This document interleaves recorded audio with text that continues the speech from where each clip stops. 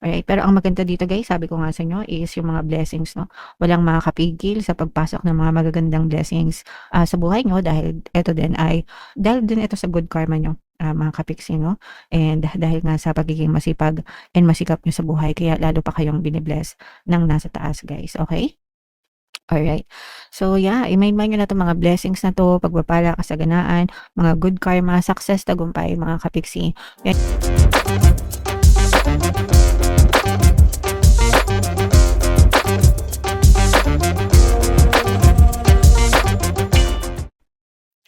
Hello guys, hello Capricorn, welcome back to Pinoy Pixie Tarot. Ang pamagat ng episode natin for tonight is No Moon Kapalaran para ngayong May to June guys, para sa Capricorn, Sun, Moon, Rising Sign, and Venus. Yung ating No Moon ngayong May ay sa May 16 mga kapiksi. Tapos yung next na No Moon naman natin ay sa June 15. So ang reading na to ay para sa period na yan, guys. So, unahin natin tong moon message para sa inyo, mga kapiksi. So, ang message natin is, a time for healing, mga kapiksi. Okay? A time for healing. So, samantalahin nyo itong pagkakataon na to para sa inyong healing, guys. Maaring nagkakaroon kayo ng mga pain, kahit anong klaseng pain, mga kapiksi, emotional, mental, physical, sometimes spiritual pain, yung iba. So, take time to heal mga kapiksi. Hindi naman yan minamadali guys, no? Yung lalim ng sugat, yung degree ng sugat, iba-iba. Depende sa experience natin, depende sa sugat, no? So, iba-iba din yung um, timeline for healing. Mas mabilis pag magaan lang yung sugat or maliit lang yung sugat. Pero mas matagal kapag malalim or malaki yung sugat. Ang importante is mag-focus ka sa sarili mo and magiging ma-okay din ang lahat. Dito sa ating channel guys, meron tayong Ho'oponopono and Self-Love Subliminal. Napakagandang combo para sa inyong mga emotional healing mga kapiksi. Okay?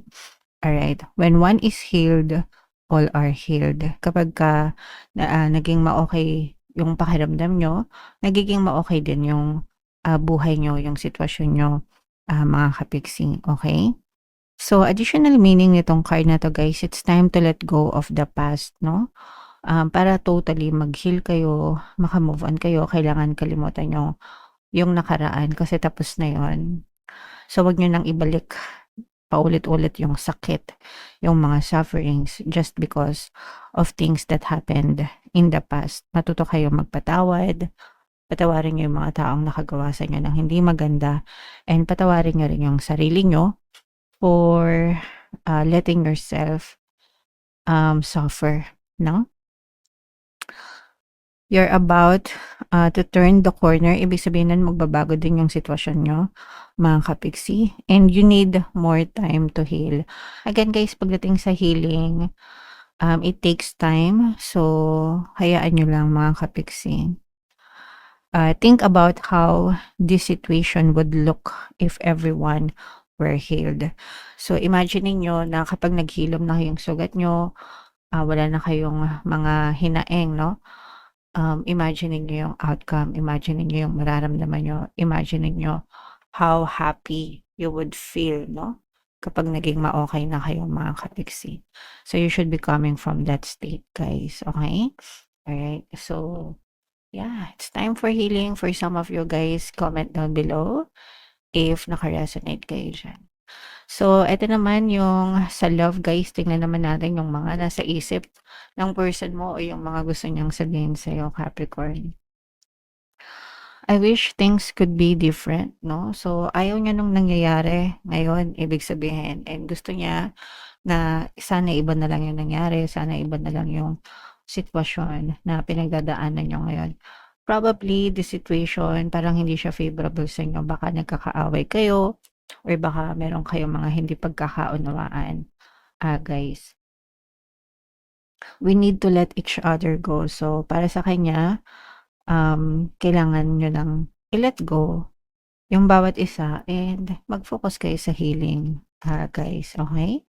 Alright. And another message, Capricorn, you speak to me through music. So, ibig sabihin naaalala ka niya tuwing may mga naririnig siya na lyrics ng mga kanta, ganyan. So, it reminds him or her of you, no? So, yeah, medyo may pagka-emo itong person na to, guys, okay? Alright, so comment down below, Capricorn, if feeling nyo naka-resonate kayo dyan. Shuffle natin to, guys. Hanapin natin yung energy ng moon at saka yung energy ng Capricorn. Habang sinashuffle ko to, mga Kapiksi, panoorin nyo muna yung video natin regarding sa ating paano mag-manifest ng abundance video course. Kapiksi, sawa ka na ba sa mga struggles at hirap sa buhay mo? Masipag ka ba at masikap sa buhay ngunit hindi ka pa rin umaasenso? Ilang beses ka na bang nag-attempt magnegosyo at mag-invest pero palagi ka pa rin nalulugi? Sa pagkakataon na ito ay maaaring may subconscious beliefs ka na nagiging balakid sa iyong pag-unlad at pagyaman.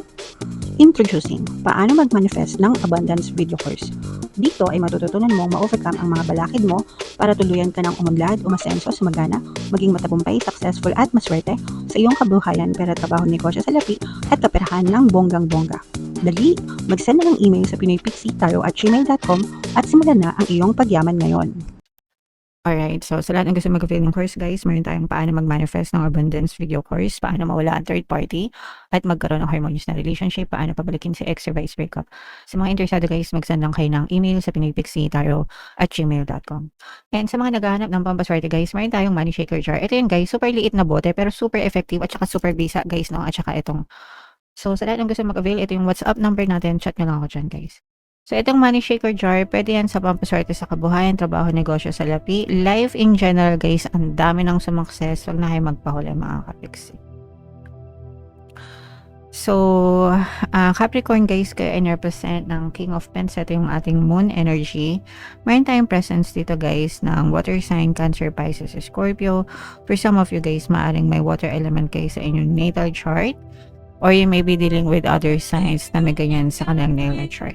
So, wait lang mga kapiksi, pasensya. Alright, so pasensya na, guys, medyo may istorbo. Anyway, una, guys, pagdating sa relationship, guys, no, for some of you, maaari kayong nakaka-experience ng mga toxicities pagdating sa relationship. This may be a karmic relationship, guys, kaya very toxic siya. Marami kayong conflict nitong person mo, maraming pag-aaway, maraming pagtatalo na nagaganap sa relationship nyo, guys. Probably kaya niya nasabi tong we need to let each other go na message, mga kapiksi, kasi yung for some of you, dahil very toxic yung relationship nyo, baka napapagod na rin yung person mo sa sobrang kakaaway nyo nitong person mo pagdating sa relationship, kasi there's a lot of fight. Merong feelings, guys, no? Nararamdaman natin na may feelings. Mahal pa rin yung isa't isa, pero sometimes hindi enough na mahal nyo lang yung isa't isa kung hindi naman kayo magkasundo ng person mo. And in your case, ganun kasi yung nangyayari.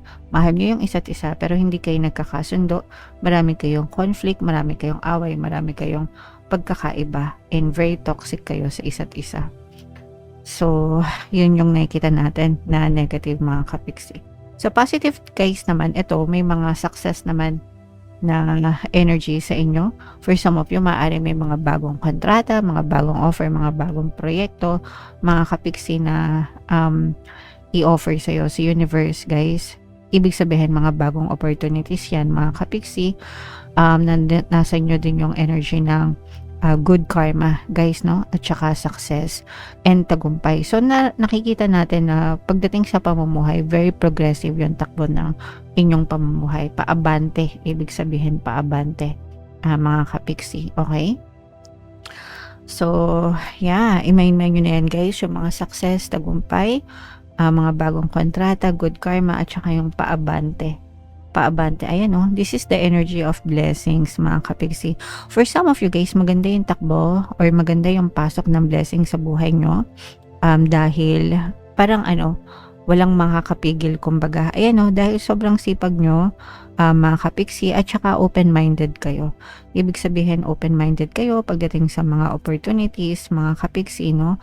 And willing kayo na matuto, willing kayo na to work with other people, mga kapiksi, para malaman nyo pa kung ano pa yung mga pwede nyong i-enhance or kung ano yung pwede nyo pang i-improve, no? Para sa sarili nyo, para alam nyo yun, makadagdag pa siya or magkaroon pa kayo ng additional source of income. Yung iba sa inyo guys, very hype pa, very mataas yung energy level, marami pa kayong mga ambisyon, kumbaga, mga kapiksi. And eto guys, ina-advise din kayo dito na kapag ka nakasipat kayo ng mga opportunities, kailangan marunong kayong kumilos, mga kapiksi. Otherwise, maaaring mapaglipasan lang kayo ng mga opportunities na yon kung hindi kayo kikilos guys, okay? Alright, pero ang maganda dito guys, sabi ko nga sa inyo, is yung mga blessings, no? Walang makakapigil sa pagpasok ng mga magagandang blessings sa buhay nyo, dahil ito din ito sa good karma nyo, mga kapiksi, no? And dahil nga sa pagiging masipag and masikap nyo sa buhay, kaya lalo pa kayong binibless ng nasa taas guys, okay? Alright. So yeah, i-mind nyo na itong mga blessings na to, pagpapala, kasaganaan, mga good karma, success, tagumpay, mga kapiksi. Yan yung mga magagandang energy na nakita natin para sa inyo. Comment down below if naka-resonate kayo. Alright? So for more tarot readings, ito guys yung inyong playlist. Ito naman yung ating success stories ng paano mag-manifest ng abundance video course. Panoorin niyo itong video natin guys about money shaker jars. Thank you for liking, sharing, and subscribing. See you next time guys. I love you all. Have a nice day. Bye-bye.